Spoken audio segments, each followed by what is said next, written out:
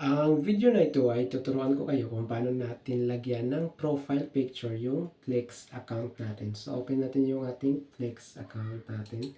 Yan, once na nandito na tayo, click natin yung pangalan natin or yung picture mismo dito or my profile. So, click natin yung edit profile. So, click natin yung edit profile. Tapos dito naman ay change profile image. Lagyan natin ng picture ang ating profile dito sa Plex. Choose gallery or choose library. Dito naman ay gallery natin. Click natin yung gallery account natin. Yung picture ay maghanap tayo ng picture na gusto natin save dito sa ating ito. So, save natin yung picture natin dito sa ating Plex account. So, Plex account. Choose a profile picture. So, ito na yung ating pictures dito sa ating Plex account.